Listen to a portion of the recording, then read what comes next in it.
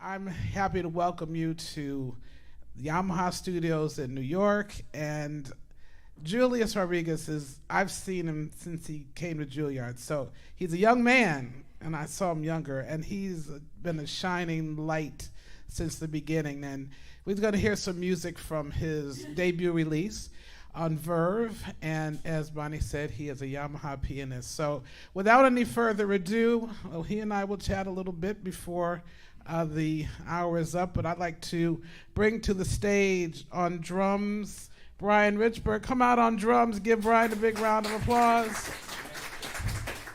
And Philip Norris on bass, and they're both on Julius's new CD.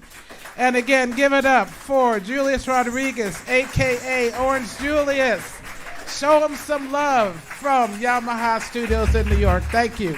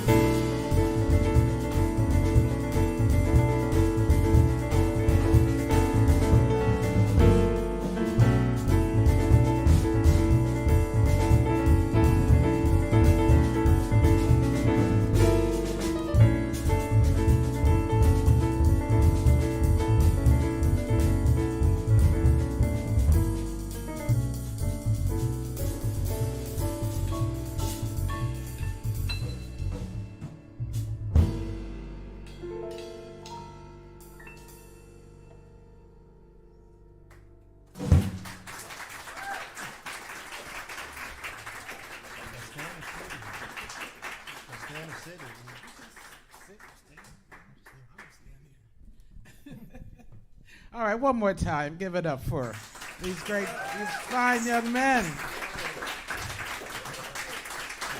So, Julius, it's so good to see you in person. It's pandemic kept us apart, but I want you to talk about your new CD. It came out last June, I believe. Yes, talk about when you started working on it and why you decided to record now because you started working on it when you were like, what, 16? No, something like that. I started writing songs. The earliest song we have on the record I wrote when I was 15, but it was kind of just I wanted things to organically happen, and they did.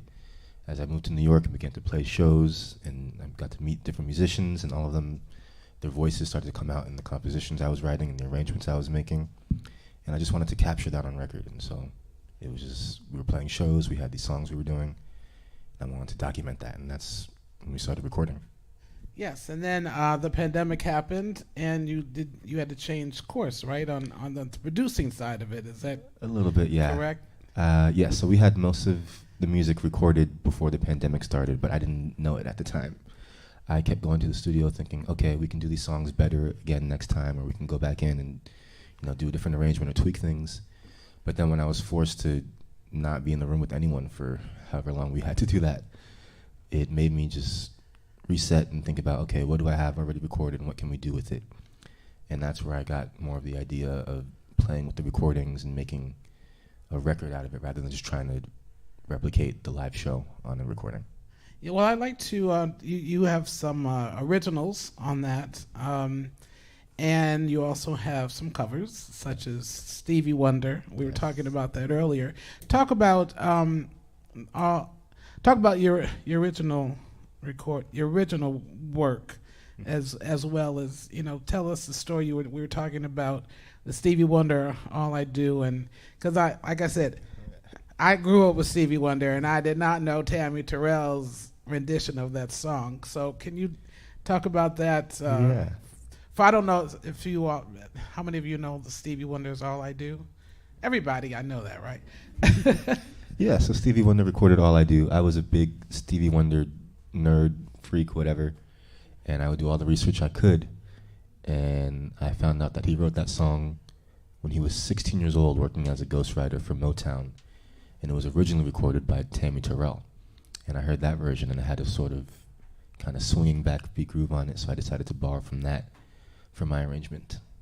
And again, he made me feel so much better when I read that he liked the Beatles. So people look at me like, I'm the Beatles, Sheila, come on. Can you talk about how they musically affected your music or your writing? Yeah, the Beatles, I got into them very early on. I think I was 10 or 11 when my cousin first introduced me to the Beatles, and just listening to the way they were able to go in the studio and make mistakes and turn them into intentional sounds on the recordings was something that I was very fascinated by.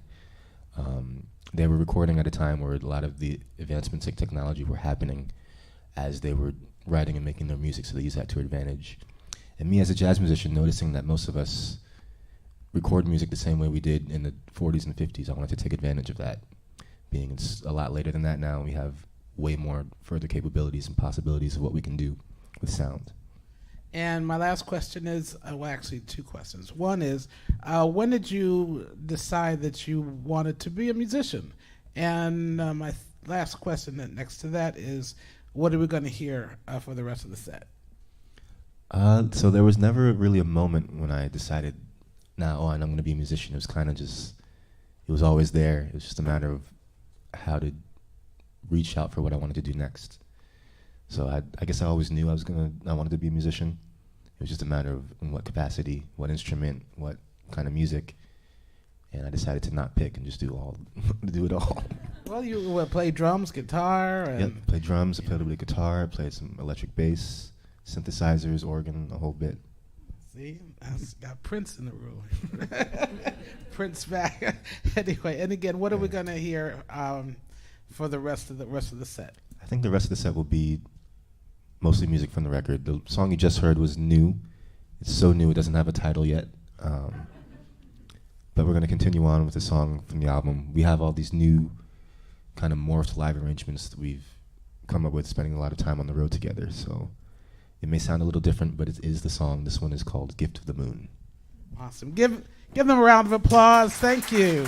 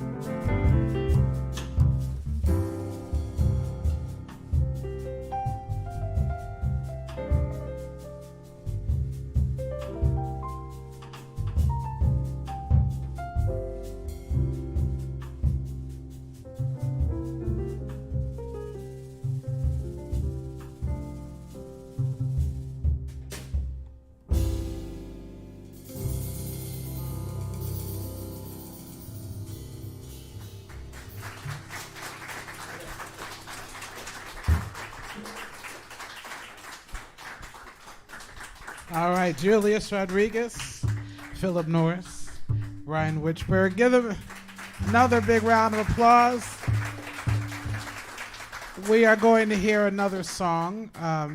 We're going to end with another song, but just wanted to, chat a little bit more. First of all, would you please give a proper introduction to the gentleman we're hearing? For sure. On the bass, one of my closest friends. We were roommates in our first apartment in New York, along with Emmanuel Wilkins and Isaiah Thompson. I know you all these names, right? Yes. Yeah. Four of us lived together. We went to school together. We've been around the world together, and many more to come. That's Philip Norris on the bass.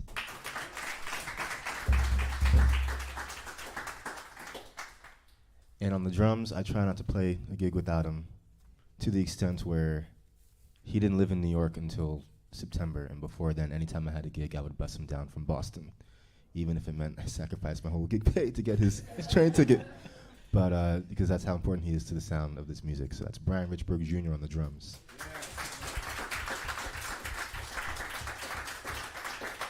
Okay, so can you tell us what we heard? And also, I want you to talk a little bit more about your new CD entitled Let Sound Tell All. As a matter of fact, I love the title. So what did we hear?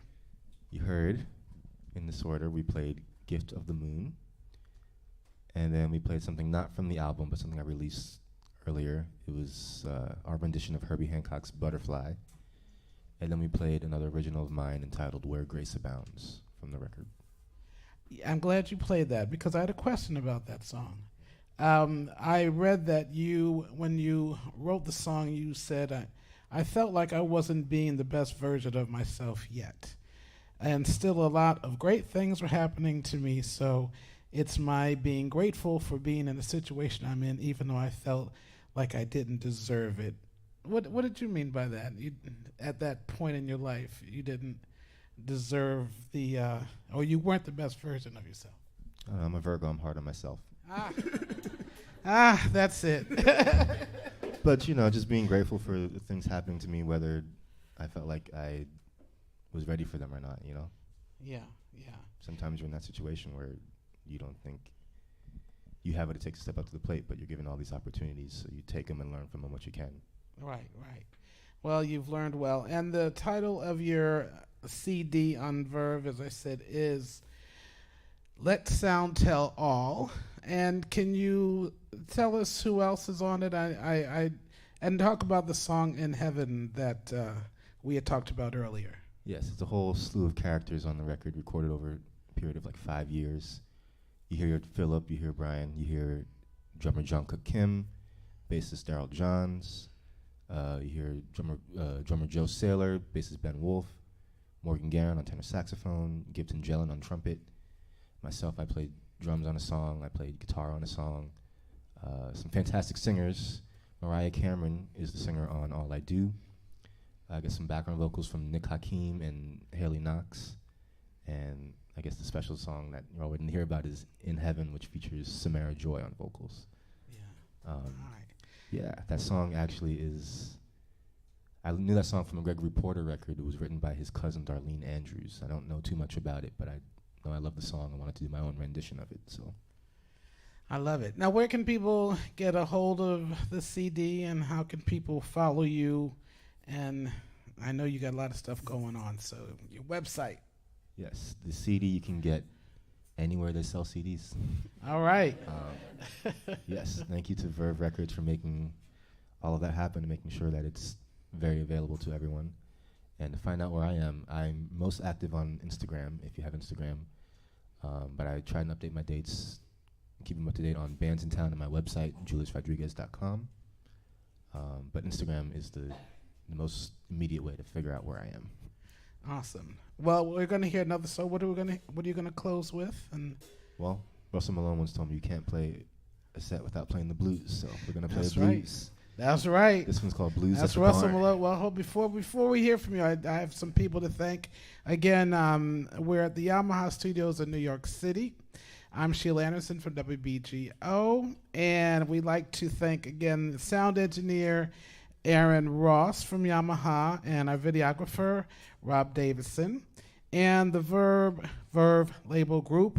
That's Jamie Krentz, Dahlia Ambach-Kaplan, and Bonnie, Kiana, and Makia from Yamaha, and WBGO's president and CEO, Stephen A. Williams, and the chief content officer, Stephen Smith, and again, John Newcott. So give all them a round of applause, and thank you all for coming out in this weather to hear Julius Rodriguez. And again, thank you for coming. Thank you for supporting WBGO.